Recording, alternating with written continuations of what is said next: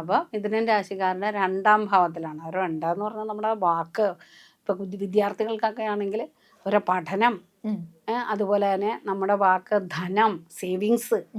എത്ര കഷ്ടപ്പെട്ടാലും ചിലപ്പോൾ നമുക്ക് വരവുണ്ടാകും, ചിലവായിരിക്കും. അതെ.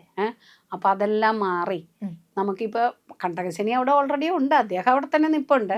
എന്നാൽ പോലും ഈ കർക്കടകത്തിലെ വ്യാഴം ഉച്ചസ്ഥനായിട്ട് 2ാം ഭാവത്തിൽ നിൽക്കുന്ന മിഥുനൻ രാശിക്കാർക്ക് വലിയൊരു സംരക്ഷണമാണ്, വലിയൊരു ആശ്വാസമാണ്. അപ്പോൾ ധനപരമായിട്ടുള്ള ഇതുണ്ടാവും, ഉന്നമനം ഉണ്ടാവും. അതുപോലെ തന്നെ നമ്മുടെ കയ്യിൽ 10 പൈസ സേവ് ചെയ്യാനുള്ളൊരു മാർഗം തുറന്നു വരും. അതുപോലെ വിദ്യാർത്ഥികൾക്കാണെങ്കിലും അവരുടെ പഠനത്തിൽ കുറച്ചുകൂടി ഏകാഗ്രതയായിട്ട് പഠിക്കാനും അങ്ങനെ ഉള്ള കാര്യങ്ങളിലേക്കൊക്കെ ശ്രദ്ധ വരാനും ഒക്കെ സാധ്യത കൂടുതലാണ്. അതെ, അങ്ങനെയാണ്. അപ്പോൾ അതുപോലെ തന്നെ 10ൽ ഈ നിൽക്കുന്ന കർക്കടകത്തിൽ നിന്നുകൊണ്ട് ഗുരു നോക്കുന്നുണ്ട്, ശനിയെ നോക്കുന്നുണ്ട്.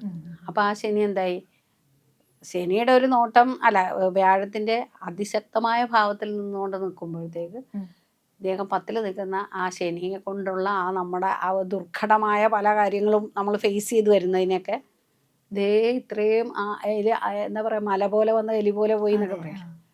അതുപോലെ എത്ര വലിയ പ്രശ്നമാണെങ്കിലും അതിലൊരു സൊല്യൂഷൻ കിട്ടും. അത് നമ്മൾ പോലും അറിയാതെ ദൈവത്തിൻ്റെ ഒരു കയ്യൊപ്പ് അവിടെ വരും.